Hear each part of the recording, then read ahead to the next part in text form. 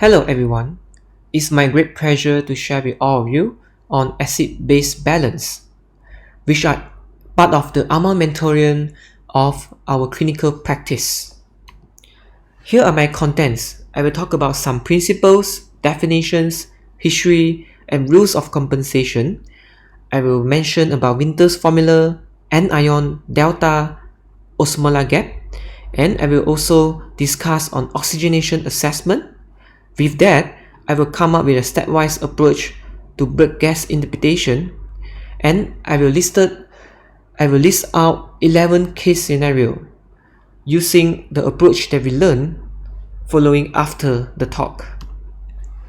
Acids are defined as substance that donates hydrogen ions, while base are the substance that receive the hydrogen ions. According to Henderson-Hasselbalch equation, in order to achieve equilibrium, bicarbonate and carbon dioxide must change at the same direction.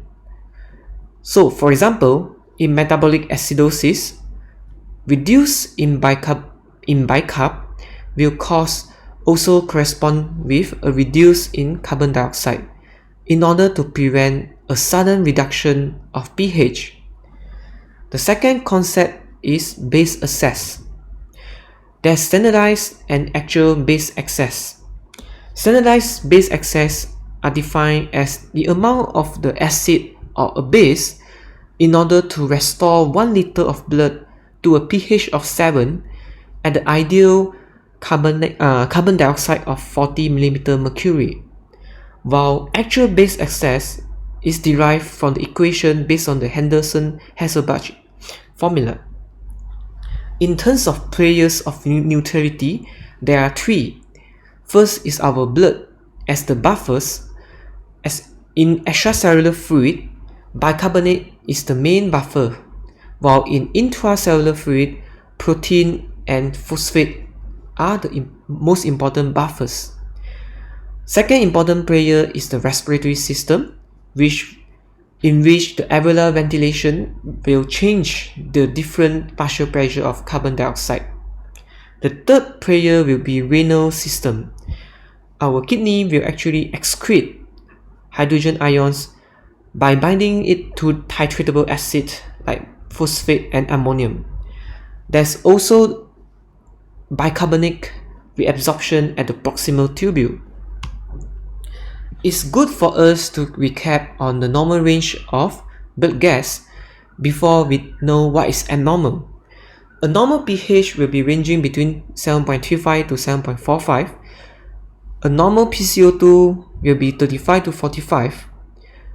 Normal PO2 is based on different age and different FiO2 in terms when we interpreting a arterial blood gas. Bicarbonate, the normal range will be 22 to 26, and base excess is -2 to +2. In the olden days, we are quite clueless in terms of how to calculate and how to measure our acid base in our body. So in 1965, two main schools of thought came up with different theory to explain this acid-base balance, and this leads to the great transatlantic acid-base debate. The first school is called Copenhagen, in which Sigurd Andersen came up with this idea of standardized base excess and the relationship with the expected PCO2. While in 1963, Schwartz-Riemann from the Boston School came up with this concept of relationship between bicarbonate and partial pressure of carbon dioxide. Both approaches are different, although both of them are considered traditional. Copenhagen focused more of qualitative approach, while Boston focused more on quantitative approach. And both have different advantages as well as disadvantages. For Copenhagen, it is more simplified. However, it is based on experiment done in laboratory experiment, meaning to say, when they apply it to our human body, they found the base excess that they they able to derive from the experiment have inviolable inaccuracy, and in order to reduce this inaccuracy, they correct it with a standardized equation. That's the reason why the standardized Bayes excess came out. However, standardized Bayes excess is unstable in critically ill patients, and the disadvantages of using a Copenhagen approach would be it cannot help us to detect a complex or a mixed acid-base disorder, and it cannot tell us different types of metabolic acidosis, be it high anion or normal anion gap metabolic acidosis. However, in Boston is a quantitative approach that it measures the blood level in a lot of subjects during their clinical trials in order to come up with a relationship, and they extrapolated the curve and applying different standard of deviation rules to get a formula. So it actually utilized the actual bicarb instead of a standardized bicarb. However, it does not include a non-bicarbonate buffer such as albumin or hemoglobin. In 1978, Peter Stewart came up with his own approach of strong anion difference, meaning to say he is very obsessive in the sense that he calculates all the anion and all the cation that is measurable in our system. So it is more to physiochemical approach whereby you calculate all the buffers in the system. However, it's quite impractical for clinical usage due to tedious parameters, although the fact that his approach are the most ideal among the three. In our current era, the approach that we use most is the Boston. So this is the rule of compensation based on the Boston rule. There are a total of 4 domains, be it respiratory acidosis or alkalosis, metabolic acidosis or alkalosis. In respiratory acidosis or alkalosis, there's different stage of acute and chronic. For acute respiratory acidosis, the corrective constant will be 1, while chronic is 3.5, and in acute respiratory alkalosis, the corrective factors is 2, while in chronic is 4. So the formula is to explain that for every change in bicarbonate, this is respiratory acidosis, for every change increase in PCO2, 10 mm mercury increase, it will raise the bicarb by 1. While for chronic respiratory acidosis, a 10 mm mercury change in PCO2 will equivalent to change in 3.5 for bicarb. So for metabolic acidosis, we are more familiar with Winter's formula. However, according to Boston rule, this is the original formula that they derive, which is not much difference if you compare both with the Winter's formula. So the constant will be 1.2 for metabolic acidosis, while for metabolic alkalosis is 0.7. Okay. So for 1 millimole per liter change in bicarb for metabolic acidosis will equivalent to 1.5 change in PCO2, while in metabolic alkalosis, 1 millimole per liter change in bicarb will equivalent to 0.7 change in PCO2. I know all these are a bit hard facts. However, it's quite useful for us once we get to understand the ratio and the constant in the real life. For Winter's formula, the principle is to calculate respiratory compensation for metabolic acidosis. There are 2 methods to do this. First method is 1.5 times the actual bicarb and the value you plus 8 and the value that you derive within the range of plus minus 2 is your expected bicarb. The second method is simply to add bicarb with 15 if your bicarb range is 10 to 40. However, the second method is actually less accurate as compared to first method. For example, if a patient bicarb is 15, if you use Winter's formula, you will get a range of 28.5 to 32.5. However, if you simply add 15 plus 15, you will get 30, which is almost the same within the range. So what the Winter's formula try to tell us is that if the calculated or the expected PCO2 is less than the actual PCO2 in the blood gas, it means that the patient have concomitant respiratory acidosis. In vice versa, if the PCO2 expected PCO2 is more than the actual PCO2, it means that a patient have concomitant respiratory alkalosis. For anion gap, in US and UK is slightly different. In UK, we include potassium in our calculation, but in US, they ignore the potassium. So in US, the normal anion gap will be 12 plus minus 2, while in UK is 16 plus minus 2. There's also another thing about anion gap, something called corrected anion gap, which is CAG. Corrected anion gap takes account for albumin, which is one of the major unmeasured anion. However, the disadvantage of using a corrected anion gap is the albumin charges actually vary at different pH in the body. So there's a lot of inconsistency when we correct the anion gap. UpToDate recommends us to calculate the corrected anion gap if a patient albumin is deranged. However, the literatures that we can find is actually quite conflicting whether you want to correct or you don't want to correct the anion gap in terms of albumin. For anion gap can be classified as high anion gap or normal anion gap. For high anion gap, also known as HAGMA, in the olden days, the mnemonic used to call mud pulse, but in the newer generation, we tend to use the new mnemonic known as GOMAC. G is glycol, either be ethylene or propylene glycol. O is oxopolin, is one of the paracetamol metabolite. L and D are different forms of lactate. L-lactate is exclusively found in human body and produced by human body, while D-lactate is not produced by human body but instead produced by our bacteria in the gut.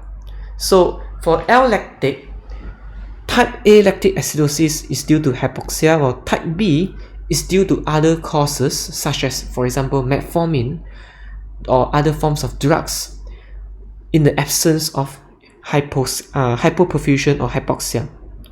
For D-lactate, the causes is often due to intra-abdominal sepsis or short bowel syndrome.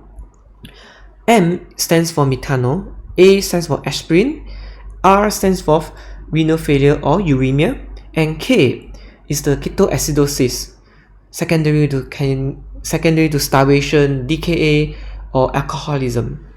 For normal anion gap metabolic acidosis, which we term as NAGMA, the mnemonic that we use is HADAPS, hyperalimentation, acetazolamide, renal tubular acidosis, diarrhea, ureteral implantation, such as also including the ileoconduit, pancreatitis, and sickle cell anemia. Now I will introduce delta gap. Delta gap is useful for us to identify mixed metabolic acidosis or complex acid-base disorder. It's actually a ratio between a difference between anion gap versus a difference between bicarbonate. So difference between anion gap would be the anion gap, the actual anion gap minus 12, which is the normal, and the difference for bicarb is 24, which is the normal range of bicarb, minus the actual bicarb. With that, you get a value. If the value is less than 0.4, this is only normal anion gap metabolic acidosis. When the result is between 0.4 to 0.8, then it's a mix of NAGMA plus HAGMA.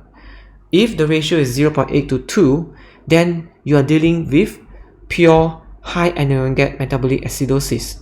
However, if your range if your value is more than 2, then other than dealing with high anion gap metabolic acidosis, you need to consider that you are dealing with concurrent metabolic alkalosis or concomitant respiratory acidosis as well. For osmolar gap, it's useful for us to detect any abnormal solute that is present in the blood. Calculated osmolarity is defined as 2 times level of sodium plus urea and glucose. The normal osmolar osmolarity is 285 plus minus 10, so the normal range you get around 275 to 295. However, in order for us to calculate an osmolar gap, we will need a serum osmolarity. So osmolar gap is the difference between serum osmolarity minus our calculated osmolarity. If the difference is more than 10, then we will say that that is abnormal, and the causes can be because of alcohol, sugar, lipids, or proteins that's present in our blood system. Alcohol example can be due to ethanol, methanol, or it can also be due to metabolites from drugs such as diazepam, phenytoin, causing propylene glycol accumulation. For sugar, mannitol and sorbitol are the good examples. For lipids, the hypertriglyceridemia, and for proteins, the example would be MGUS or myeloma, and it can also happen in post-TURP patient in which they infuse the glycine. Now I go to oxygen assessment. In terms of analyzing a blood gas, there's always 2 components. First component is to assess the acid and base relationship. The second component, in which we can only detect using an arterial blood gas, is the oxygen assessment.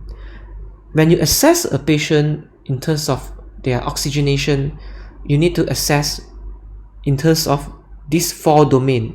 The first domain is to calculate what is the patient alveolar ventilation.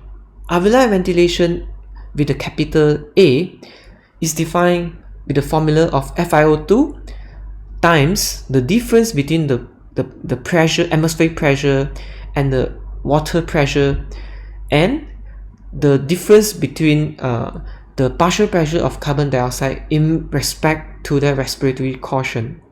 So, in the normal circumstances, we all are living in a normal atmosphere. The atmospheric pressure is a constant of 760, and in order for a oxygen to pass through alveolus in our lung to enter the blood circulation, it must pass through a film of water. So this film of water constitute this this pressure of 47. That's the reason why we need to minus 760 with 47. And respiratory quotient is quite constant at 4 out of 5, which is 0.8. So to simplify, the formula for alveolar ventilation will be 7.13 and times your FiO2 in percentage minus 1.25 times your partial pressure of carbon dioxide detected on the blood gas. What is the advantage of knowing alveolar ventilation? Alveolar ventilation can help us to calculate A to A gradient. A normal AA gradient is defined as H divided by 4 plus 4.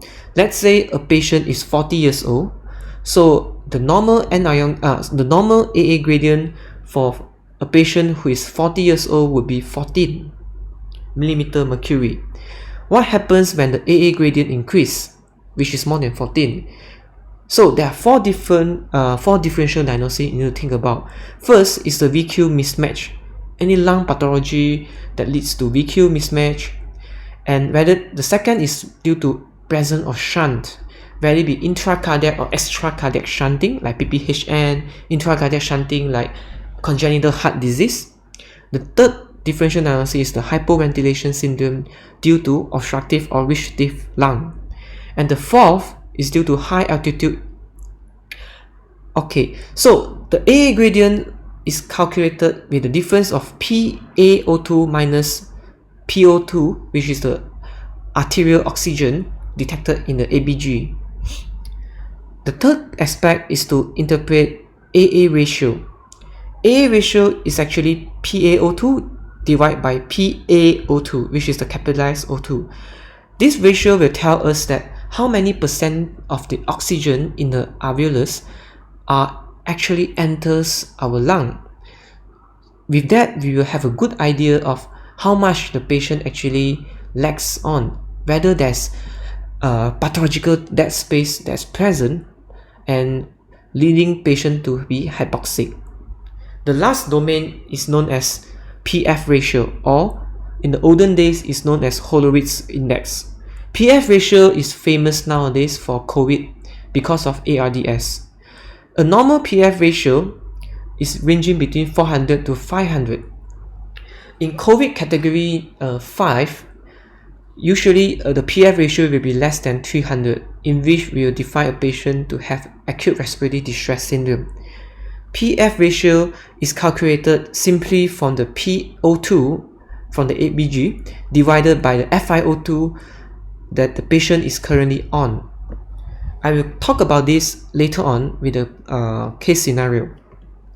So the benefit of using of knowing PO2 and FiO2 correlationship is, if we know their relationship, then we will know what is the expected PO2 for a patient, a normal individual who is not in distress, and it will help us to calculate easily. So for example, just ignore the equation that I've already mentioned in the past. If let's say a 40 years old man breathing under room air contains oxygen, fixed oxygen of 21%, and let's say he is breathing normally, so the PCO2 is 40. So based on the calculation for the alveolar ventilation, you will get a PO2 of 85.73. This is a normal partial pressure of oxygen that you will expect the patient to breathe if there is no abnormal pathology and there's no increase in AA gradient. So after mentioning about all those ratio, Winter's formula, rules of compensation, here comes my stepwise approach. Before you interpret any acid-base balance, you need a clinical history, and you need an ABG, and you also need an RP. These are the three main things that you need. Next, when you look at the blood gas, the first thing you must look at is the pH, whether you are dealing with acidosis or alkalosis. The third step is to determine which one is the primary event, whether it's more to metabolic or it's more to respiratory. After you determine the primary event, next you need to calculate the predicted compensatory response based on the Boston rule. The step 5, if let's say patient has metabolic acidosis, you need to calculate the anion gap, and you need to calculate the delta gap, and occasionally you also need to calculate the osmolar gap depending on condition to look for different pathology in which they will give us a different clues in terms of what we are dealing with. If you are dealing with a respiratory problem, then it's best to determine whether patient you are dealing with type 1 or type 2 respiratory failure, and what is the oxygenation parameters that I've discussed: alveolar ventilation, AA gradient, AA ratio, and PF ratio. And occasionally, don't forget to check on co-oximetry. In some scenario, the co-oximetry can help to detect those abnormal binding of oxygen that we frequently miss, for example, methemoglobinemia or carboxyhemoglobinemia. So here comes our case scenario. This is the first case. This is a young patient presented with one-day issue of profuse diarrhea. This is the ABG taken. I will give everyone just a while to have a glance on this scenario, and hopefully everyone have in your mind what kind of acid-base balance or pathology that you are dealing with. So let's go through together. This patient have acidosis because pH is 7.23, which is less than 7.35, And the primary event is most likely because of metabolic, because bicarbonate is low and PCO2 is low. If you are expecting the primary event to be respiratory acidosis, then you expect your PCO2 to be high, and because PCO2 is high, in order to achieve equilibrium, your bicarbonate should be high as well. So this primary event cannot be respiratory acidosis, but this is a metabolic acidosis. Next, you need to calculate the Boston rule. You can use the Winter's formula. You can also use the Boston fixed ratio that I have discussed, which is 1.2 times difference in bicarbonate, which is 24 minus 10, which is 14. Then you divide by 10. Then you because the bicarb reduced, then PCO2 will be reduced. The value you get, you deduct it from 40, so you will get the value. So in summary, this patient has a simple metabolic acidosis because of GI loss. And is the compensatory respiratory alkalosis appropriate? The answer is yes, because if you use 14 plus 1.2 and the difference is 23.2, which is almost same as the actual PCO2 in the blood gas. If you use the Winter's formula, you don't have to use the difference of the bicarb. Instead, you use the actual bicarb. So 10 times 1.5, which equivalent to 15, plus 8 is 23. So you get the same reading, the expected PCO2 of using a Winter's formula, or you also get the same thing if you use the Boston rule of metabolic acidosis. Next case. This is a middle-aged patient presented with one day history of shortness of breath. This is the ABG. So the pH is 7.27, PCO2 is 70, and bicarb is 31. So this is no doubt you are dealing with respiratory acidosis because your PCO2 is high, your bicarbonate is also high. So what is the impression? So no doubt the patient has respiratory acidosis. Next is to calculate the compensation. The history is only one day. Are you dealing with acute respiratory acidosis, or you are dealing with chronic respiratory acidosis, or you are dealing with acute or chronic respiratory acidosis? We don't know. So let's calculate. If let's say you are dealing with acute respiratory acidosis, then according to the Boston rule, for every 10 mm increase in your PCO2, you will have only one increase in your bicarbonate. So 70 minus 40, you will get 30. Divided by 10 is 3. So 24 plus 3 is 27. So this expected PCO2 is 27 for acute respiratory acidosis. However, the actual PCO2 is 70, which is more than the expected PCO2. Does that mean that this patient has also respiratory, this patient has also metabolic acidosis? We don't know. If let's say you're dealing with chronic respiratory acidosis, so according to the ratio, then you need to times is 3 times 3.5 plus 24, you will get 34.5. So the actual the actual bicarb in the blood gas is 31, but if this is acute respiratory acidosis, your expected is actually 27, and if this is a chronic respiratory acidosis, your expected PCO2 is actually, your expected bicarbonate is actually 34.5. So which one are we dealing with? Is this a chronic or this is acute compensation? The answer is we don't know. There's three different possibilities. If you are dealing with acute respiratory acidosis, which means there's also concurrent metabolic alkalosis, because if you look at this expected PCO2 for acute respiratory acidosis, the expected bicarbonate is 27, which is less than the actual bicarbonate.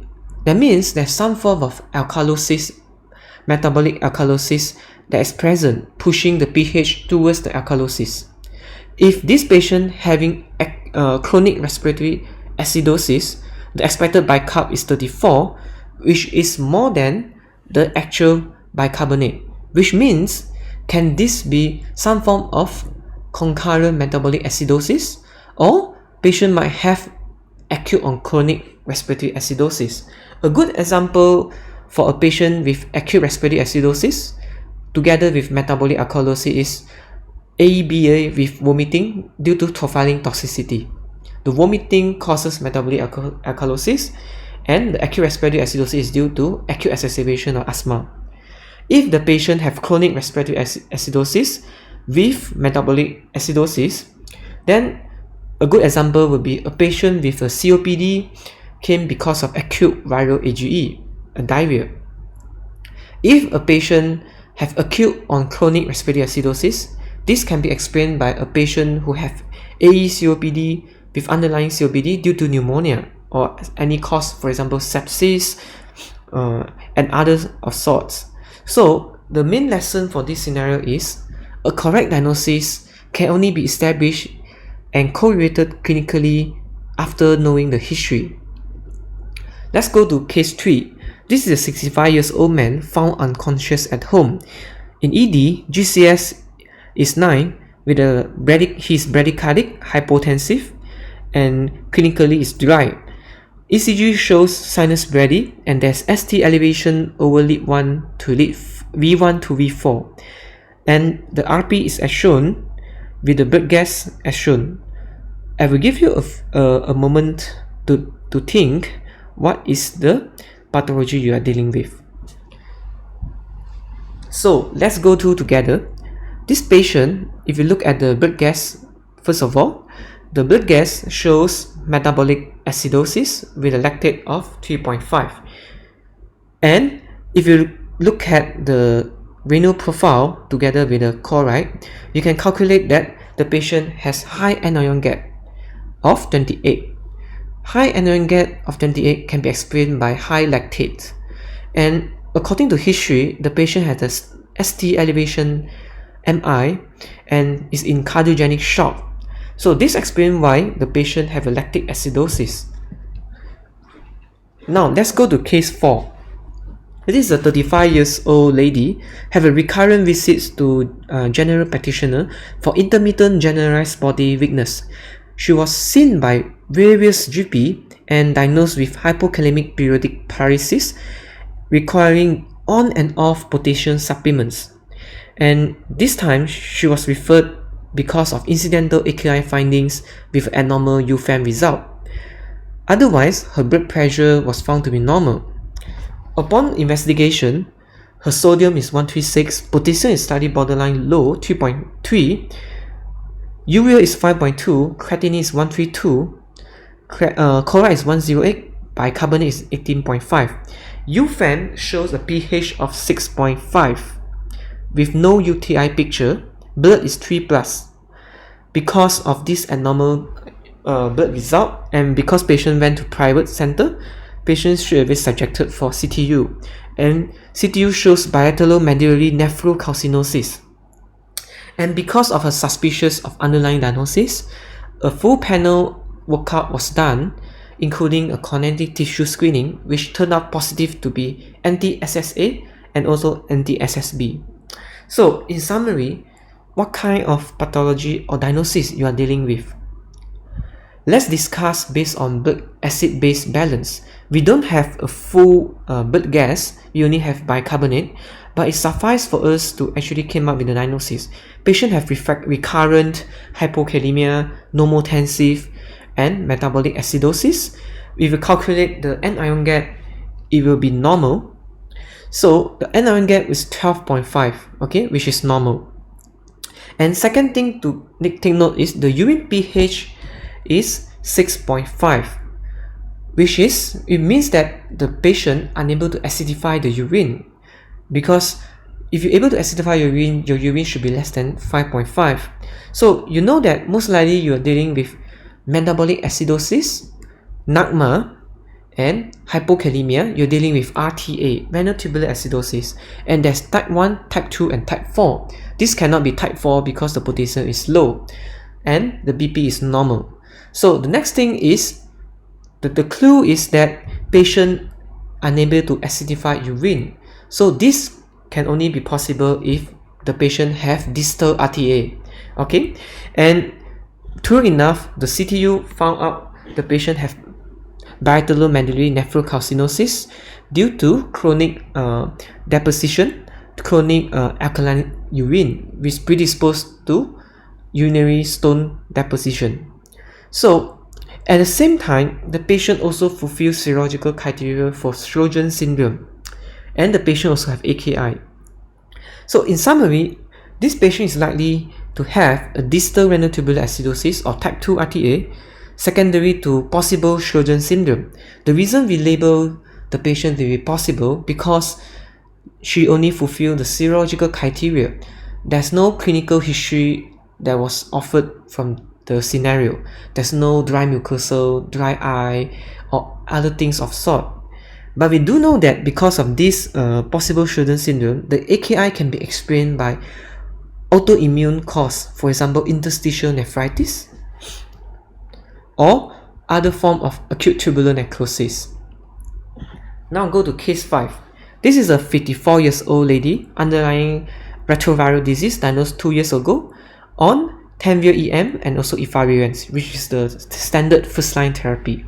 The latest CD4 count was stable at the 1224. She presented with recurrent falls and muscle weakness for the past 2 weeks. Otherwise, she got no AG symptom. There's also no known neurological disease. Upon arrival, the patient vital sign is shown to be almost normal.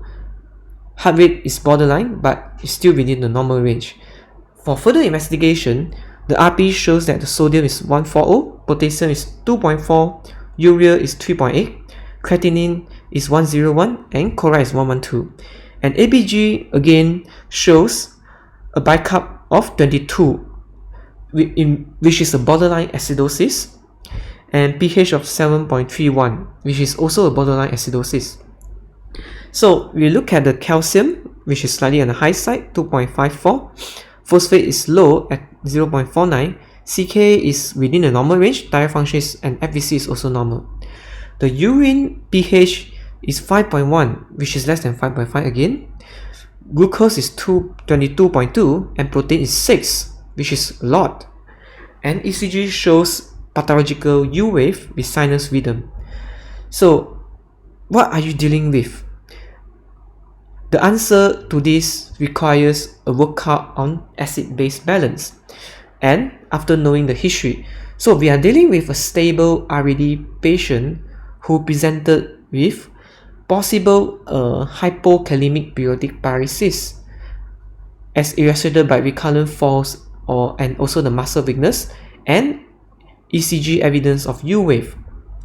The next thing is the blood pressure is normal, and the ABG only shows borderline acidosis.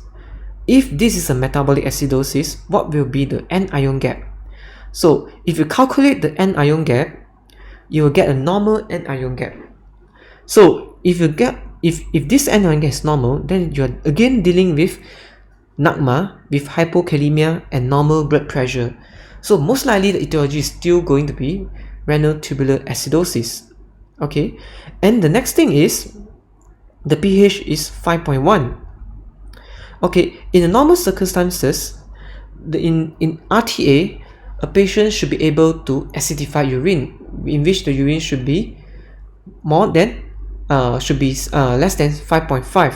Okay, this patient urine pH is 5.1, which means the patient still can acidify the urine, but the sugar and the protein is elevated in the urine. So most likely, based on this limited history and investigation, we know that the patient has proximal renal tubular acidosis, and because phosphate is low and you can see glucose is high, protein is high in your urine, the next thing you need to think about is, can this be only isolated proximal RTA, or this is proximal RTA combined with Fanconi syndrome? And if this is a Fanconi syndrome, what will be the cause? So the answer would be proximal RTA with Fanconi syndrome because of tenofovir disoproxyl fumarate use. It's a known association for tenofovir to cause proximal RTA. That's the reason why a patient with RAD should monitor for the renal function to make sure that, and as well as the blood gas, to make sure the patient is not acidotic and there's no AKI. So for Fanconi syndrome, it's mainly involved the proximal tubule, which the associated feature. The Fanconi syndrome should only occur if there is a proximal RTA together with proximal tubular reabsorption dysfunction. So it will include losing of the glucose, losing of the protein, losing of the uric acid, and losing phosphate, and at the same time patient still able to acidify the urine, in which the urine pH is 5.1 as illustrated by the case. So you will find the patient have glucosuria, proteinuria, hyperuricosuria or hypouriacuria, and phosphaturia. And with regards to tenofovir-induced Fanconi syndrome, the pathophysiology is because tenofovir acts on proximal tubule, especially the organic acid transporter 1 receptor, and this will lead to cellular accumulation and toxicity, which reduce the efflux into a tubular lumen, causing reduce in proximal tubular reabsorption. So we go to renal tubular acidosis. Since we have discussed two different case scenario, one is type 1, which is distal RTA, second is type 2. Okay, it can also be type 3 or type 4. Type 3 is very rare because it only found mainly in pediatric age group with a mixture of both type 1 and type 2 features, and is usually inherited because of carbonic anhydrase 2 deficiency, and is usually associated with mental retardation. For type 1 and type 2, the site of the pathology is different, and the most effective way to differentiate clinically is based on urine pH. In type 1 distal RTA, a patient unable to acidify the urine. That's the reason why the urine pH is more than 5.5. And because of that, the urine is more alkaline and more predisposed to renal calculi formation. And it will also disturb the calcium and also bone metabolism, causing osteopetrosis. And it frequently associated with connective tissue disease. And for the last case that we discussed, the patient has possible Sjögren's syndrome, which is also one of the connective tissue disorder. For type 2 proximal RTA is because of impact in bicarb reabsorption at the proximal tubule. And because the distal tubules and the loop and handle are still functioning, and that's the reason why the patient are still able to acidify the urine. So the patient urine pH will be less than 5.5. It can occur isolated or, like I say, or associated with Fanconi syndrome, and it rarely causes renal calculi or calcinosis because of the mechanism as mentioned. In type 4 RTA is different compared to type 1 and type 2 because it leads to hyperkalemia due to aldosterone resistant or deficiency. This will lead to reduce in terms of excretion of potassium, causing hyperkalemia, and reduce in sodium absorption, causing hyponatremia, or commonly the sodium level will be normonatremia. And it is also one of the commonest form of RTA due to drugs use.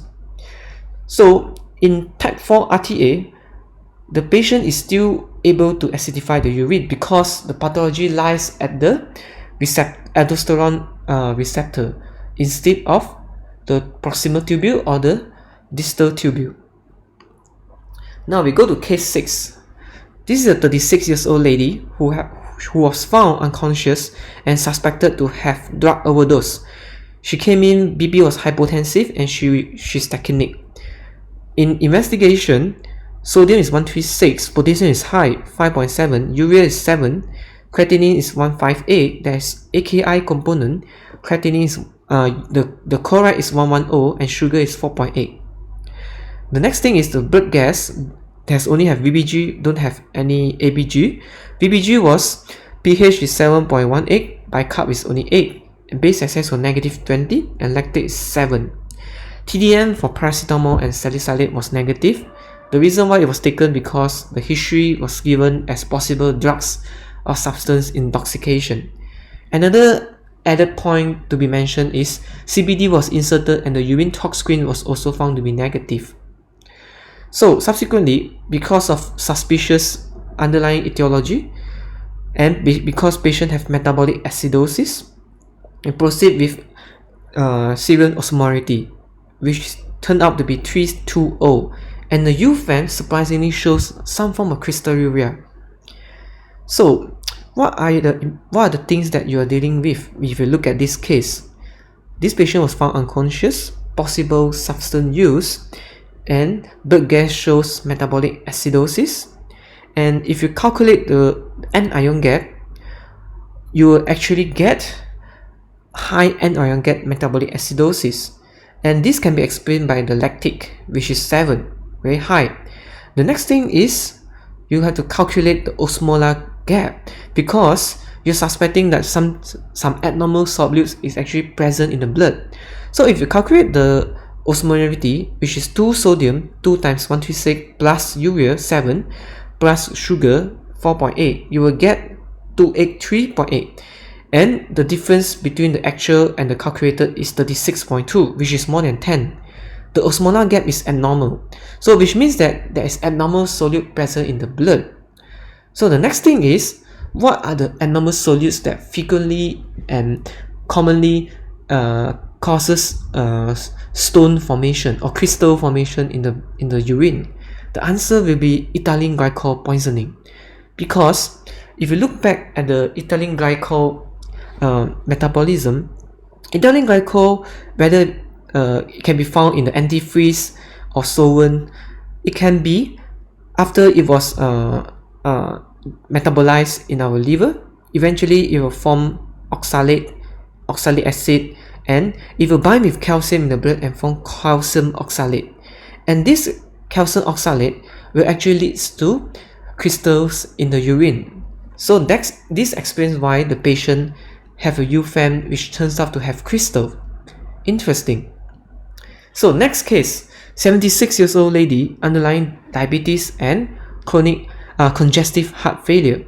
She presented with nausea, abdominal pain and diarrhea.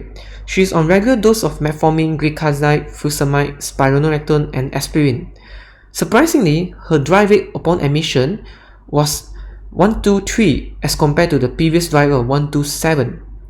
The investigations as below: sodium is 131, potassium is 4.7, urea is very high, 49, creatinine is 675, chloride was 80, sugar is 2.83. ABGs under room air shows possible metabolic acidosis. At the same time, the PCO2 is also high, which means that patient might have a respiratory acidosis, and lactate is 7.4, also very high. So the next thing about this is we take the urine sodium and the urine creatinine, which shows urine sodium of 42 and urine creatinine of 5,796. The reason why we take this blood investigation we explain further after we review the diagnosis and the explanation. And bedside ultrasound shows no evidence of obstructive uropathy.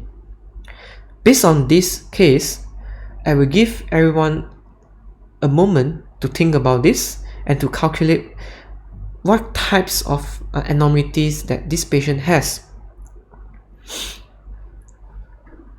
So let's discuss together.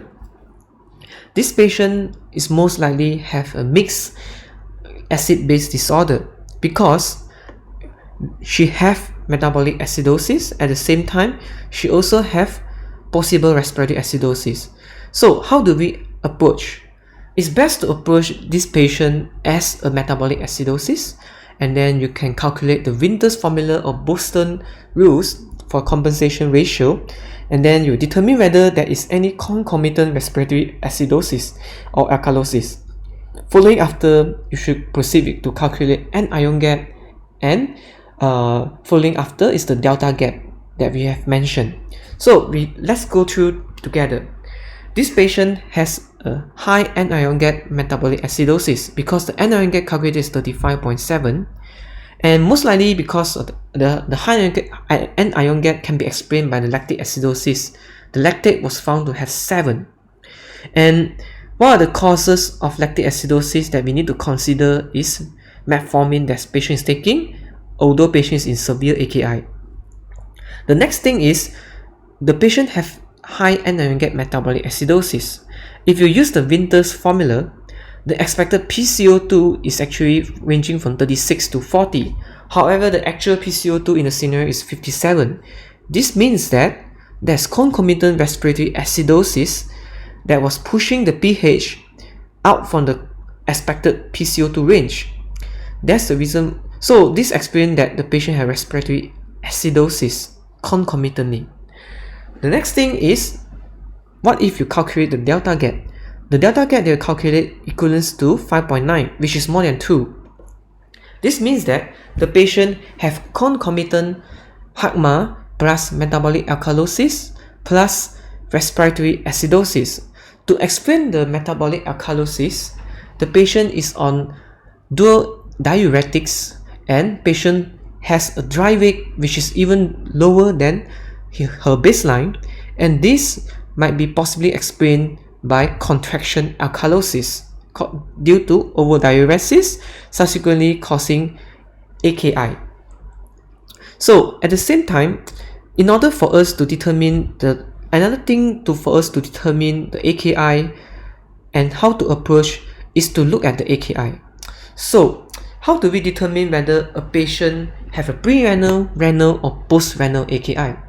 You can use the traditional teaching of a ratio more than 20 to 1, in which the unit is actually in blood urea nitrogen, which is not used in Malaysia. In Malaysia, we tend to use 100 to 1, in which the urea versus creatinine from micromole will become millimole. So the creatinine will be divided by 1000. So if the patient found to have more than 100 to 1, which means it's more likely to be pre-renal AKI. However, this method sometimes is not helpful. So is there any more accurate assessment to define the patient have a pre-renal, renal or post-renal AKI? The answer is to measure FeNA, which is fractional excretion of sodium. I will go into that later on, but just bear with me. If the FeNA of a patient is 1 to 4%, it means that you are dealing with a renal cause of AKI. Okay, so and you look at the urea and creatinine ratio. Like I say, in this scenario, it's actually less than 100 to 1, which is 73. In which indirectly means that you are not dealing with a pre-renal AKI. Can you deal with a post-renal AKI instead? Which is still unlikely because based on the investigation, bedside ultrasound, there's no evidence of obstructive uropathy. So most likely you're still dealing with a renal AKI. And the cause to explain that would most likely be because of overdiuresis, and this will cause ischemic acute tubular necrosis. So most likely the patient have a metformin-induced lactic acidosis, and because of concomitant AKI, because of overdiuresis, patient will also have contraction alkalosis, and patient also have metabolic acidosis because of her underlying comorbid status. So this patient actually have a triple acid base disorder. Let's look into a metformin-induced lactic acidosis pathway, which is recently published in New England Journal of Medicine. When metformin is ingested in our stomach, it will uptake through the small intestine, and if the eGFR is actually less than 45, the excretion of the metformin will be reduced and it will accumulate in our system.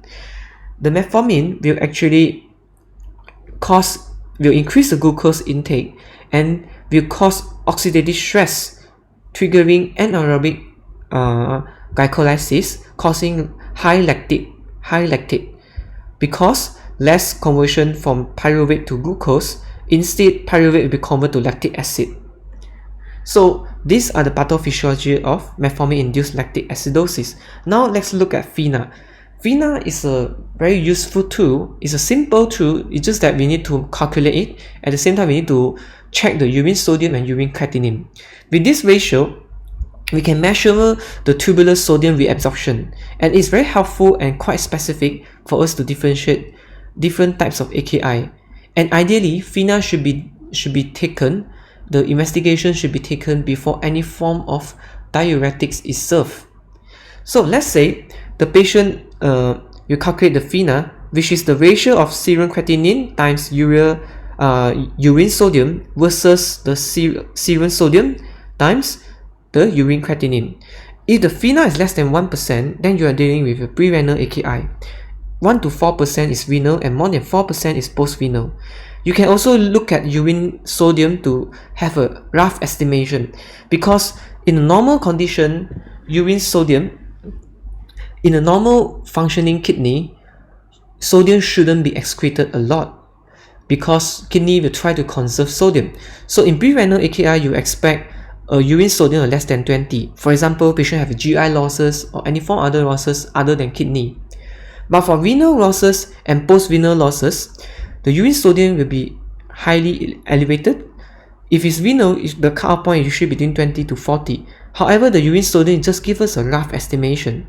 The FeNA is the one that will actually more accurate for us to assess, other than the traditional teaching of urea creatinine ratio.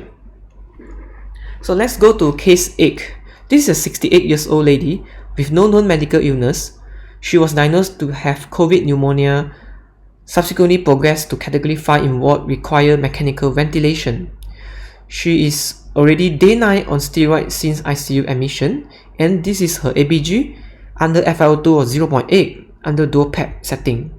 The pH is 7.23, PCO2 is 90, PO2 is 141, bicarb is 37.7, base excess is positive 3.5, and lactate is 0.3. So let's look through what the patient might have. When we look through the blood gas, it is definitely acidosis, and definitely you are dealing with respiratory acidosis. The next thing is to calculate whether this is acute respiratory acidosis with only isolated respiratory acidosis, or you are dealing also with a concurrent metabolic acidosis. So if you use the Boston ratio for acute respiratory acidosis, the ratio constant is 1 for every 10 millimeter mercury increase in PCO2. So you expect your bicarbonate to actually more than about 26 if you use the ratio, but your bicarbonate now is actually more than 26, which is 37. So this means that the patient have also concomitant metabolic alkalosis based on this. The next thing is about COVID pneumonia.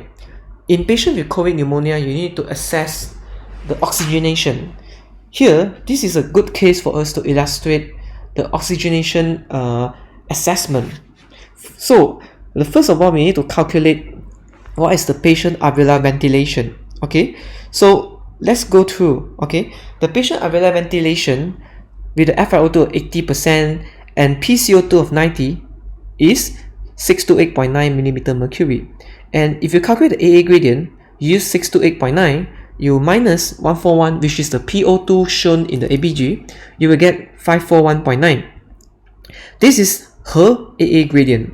So if you use her normal age, which is the 63 years old, if you use the normal gradient, the answer will be 19 millimeter mercury. But she is having a AA gradient of 541.9, which is extremely high. Okay, so next you go to AA ratio.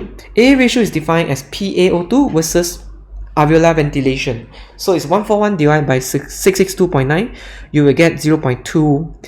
So it's only about 20%, which means that the oxygen you are giving now, there's only 20% of the alveolar oxygen that enters the arterial circulation. This indirectly tells us that the patient is very hypoxic. If you calculate the PF ratio, you will get 176.3, which is less than 300. So we can say that the patient is having mild, definitely not mild, because mild is usually ranging about 200 to 300. So this patient is less than 200. So you're dealing with moderate to severe acute respiratory distress syndrome with hypoxia. The next thing, like I mentioned, is if you use the Boston compensation ratio and the rule, the patient also have concomitant metabolic alkalosis. And to explain what causes the metabolic alkalosis, when you look through the history, the patient is already day 9 on high dose steroid. So the metabolic alkalosis can be explained by the prolonged steroid use in COVID pneumonia category 5. So let's go through some common differential diagnosis for metabolic alkalosis. You can divide it into a 3 system. In short, it can either be GI, can either be kidney, or it can be endocrine. For GI, if there's a GI losses causing metabolic alkalosis, you're dealing with vomiting, or in children, you're dealing with pyruvate stenosis. You're also dealing with high aspirate from rice tube, or high stomach output loss, diarrhea, or even use of laxative in psychiatric patient. If you have gain in terms of the alkalosis, then you are dealing with milk alkaline syndrome, which is quite rare nowadays, but quite common in the olden days, because in the olden days, PPI is more expensive and seldom used, and the magnesium trisilicate and all sorts of alkalizing solution was used as a regime to treat gastritis. For renal cause, if it's congenital, then you are dealing with Bartter and Gentleman syndrome. It's acquired, usually it's because of diuretics. Sometimes can be iatrogenic because you give too much sodium bicarb, or you give too much of Hartmann solution. And for endocrinal causes, like I say, can be due to steroid, either because of Cushing or exogenous or endogenous steroid. It can also be due to hypoaldosteronism, like primary aldosteronism, or glucocorticoid suppressible aldosteronism, or because of the high renin causing high aldosterone, and this is because of the high renin secondary to compression of the renal artery due to stenosis, or it can be because of secreting tumors. All this can cause metabolic alkalosis. Let's go to case 9. This is a 36 years old man who was sleeping at night, and suddenly the house got fire, and he was rescued by the firefighter. This is a real case scenario that I recently encountered. In ED, the patient was tachypnic. Saturation under the room air was 99%. He also suffered first degree burn. Total body surface area is about 10%, and he has audible stridor. However, because of persistent tachypnea, impending respiratory collapse, he was intubated for airway protection, and during intubation, the NS and the ED doctor noted that he had laryngeal edema. This is the ABG that was taken before the patient was intubated. You can see that the pH is 7.26, CO2 is 33, bicarb is 18, and O2 is 77. Then you look at the co-oximetry, which we tend to miss. Okay, co-oximetry shows that the methemoglobin is 0%, but the CO, the carboxyhemoglobin, is 24.4%.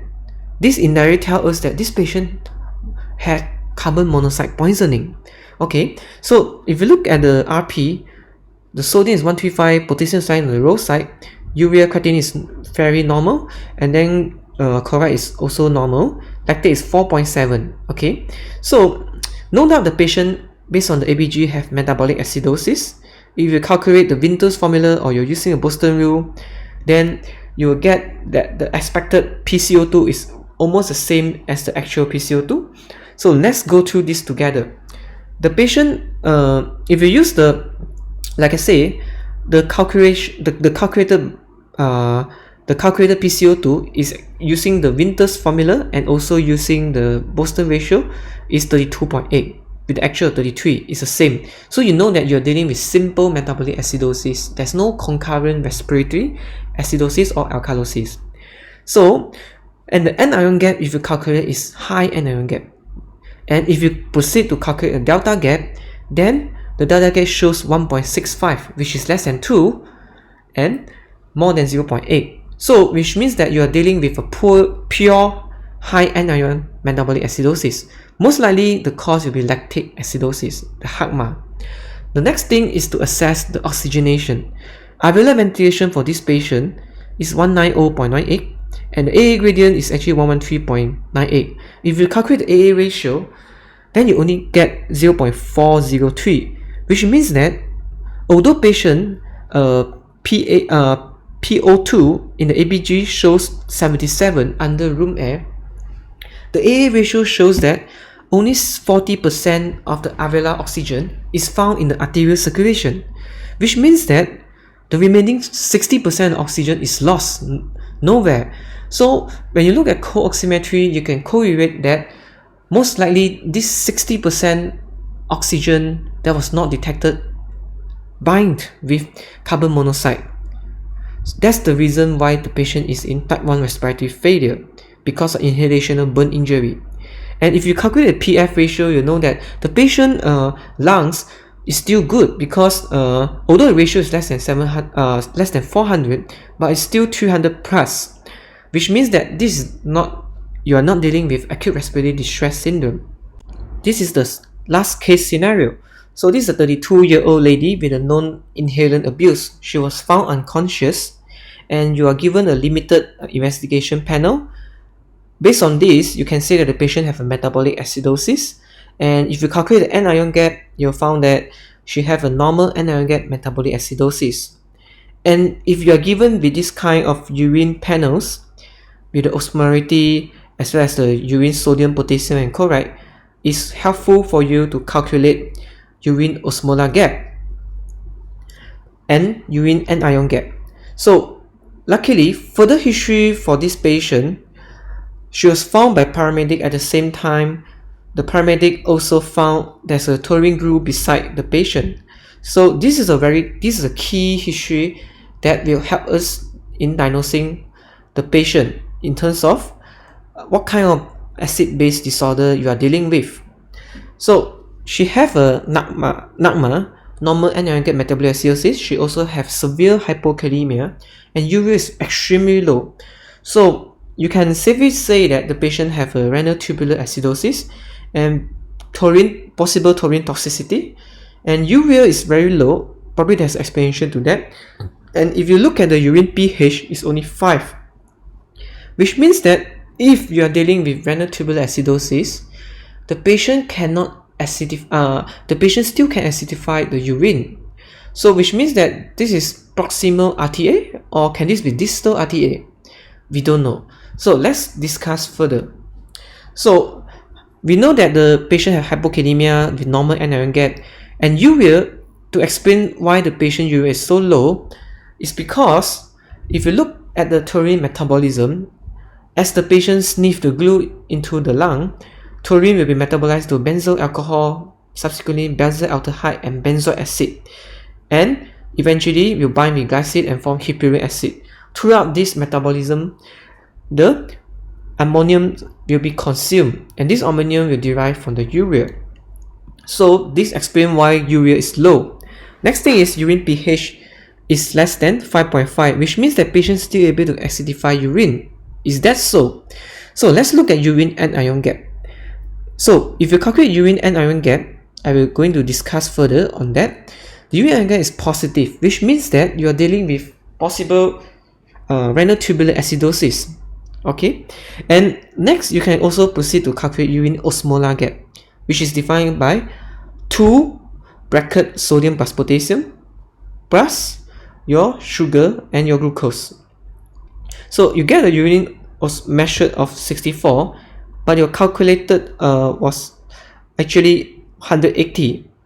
So if you use the osmolar gap and you divide by 2, you will get 58, which is less than 150. So all these cutoff point I will discuss further later on, but just bear with me for a while. All these features are eventually suggestive of renal tubular acidosis. So this potentially, the diagnosis will be is a distal RTA secondary to hippuric acid because of taurine toxicity. So let's go through urine anion gap. What does it say? urine anion gap is actually combination of urine sodium plus potassium minus chloride. If you get a negative urine anion gap, then you are looking at the GI losses cause, or occasionally you get looking at the high anion gap metabolic acidosis cause. If the urine anion gap is positive, then you are looking for renal tubular acidosis, be it type 1 or type 4. So the reason behind this is, if you look at the illustration for the first diagram, in order to produce a negative urine anion gap, which means that ammonium must be secreted together with chloride.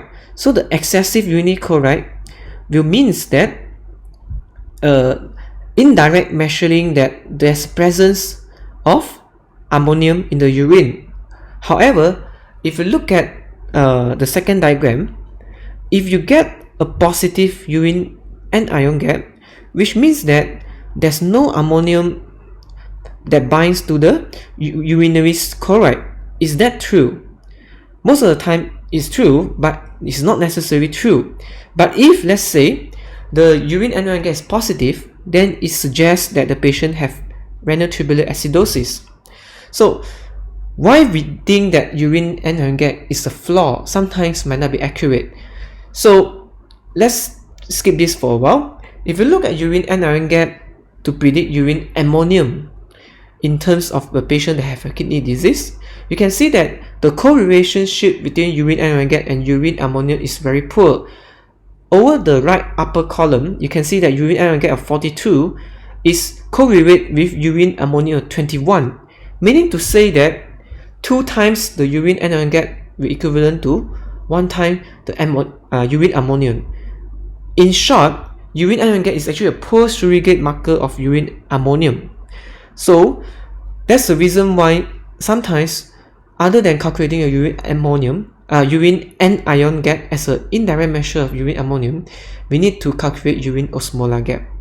So let's see back this diagram. You can see that in taurine toxicity, hippuric acid belongs to negative charges. Okay, so it's an anion. It's same role as a chloride. So you can get a positive urine anion gap because the hippuric acid push up the curve, and you get eventually a positive anion gap. It seems that there's no ammonium present in the urine. Which, is it true? Of course it's not true, because we know that in renal tubular acidosis, the acid is unable to be absorbed or secrete, or unable to be or bicarbonate is unable to be absorbed, or the acid is unable to be secreted. So that's why you get a lot of acid in the urine. So is that true that if the patient have renal tubular acidosis but there's no ammonia in the urine? Definitely not. That's the reason why urine anion gap might not be accurate.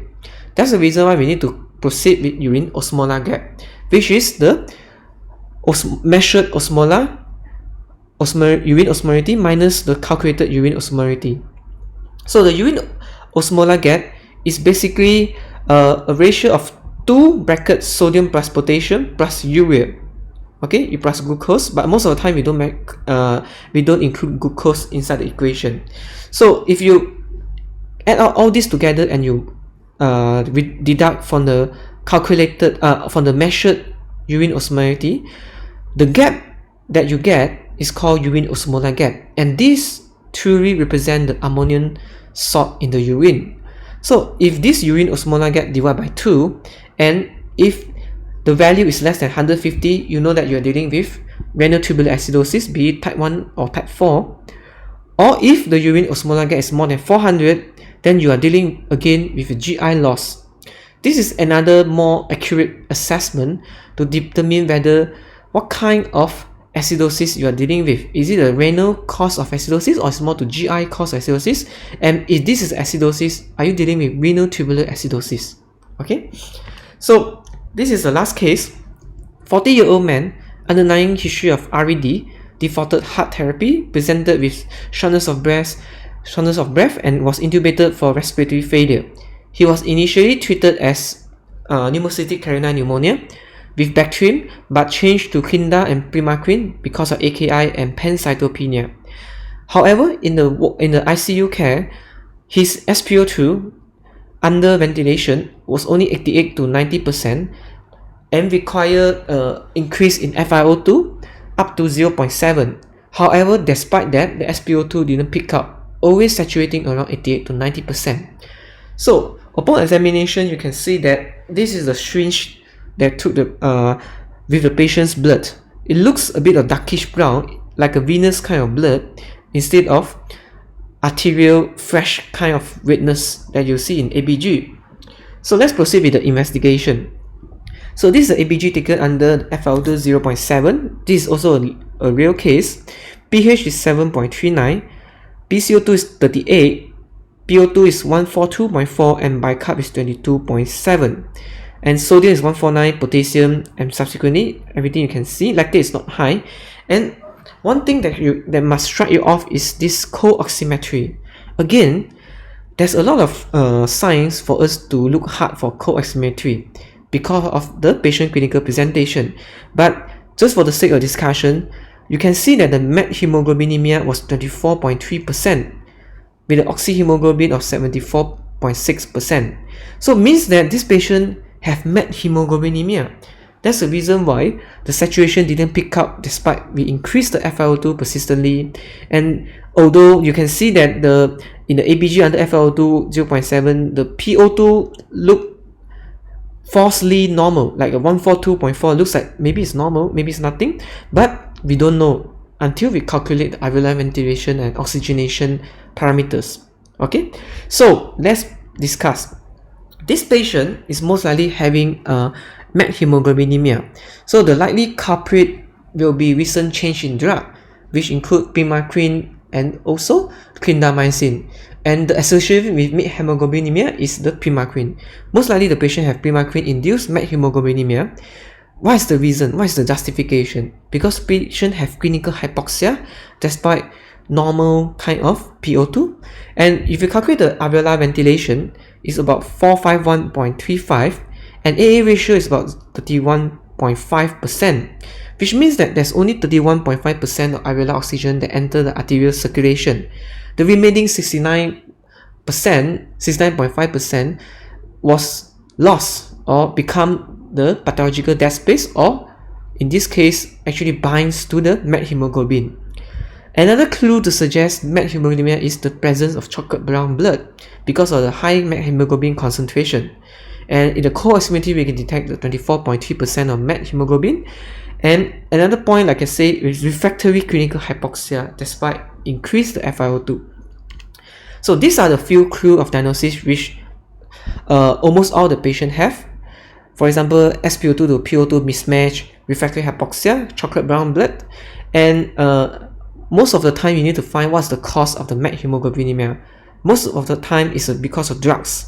For example, local anesthesia, benzocaine used in the olden days, nitrate like GTN because of patients have hypertensive emergencies, antibiotic like Dapsone, rifampicin, and primaquine, respiratory case, especially in G6PD deficiency, which is really contraindicated. That's why we always look for serum G6PD before we start this medication. And sometimes Maxolon as well can induce methemoglobinemia. The management for methemoglobinemia will be eliminating the culprit drug and provide supportive therapy. If the methemoglobinemia is actually more than 30%, then you should administer IV methylene blue 1 to 2 mg per kg. Okay, so I guess this is our last case scenario. I hope that everyone find it useful and again something.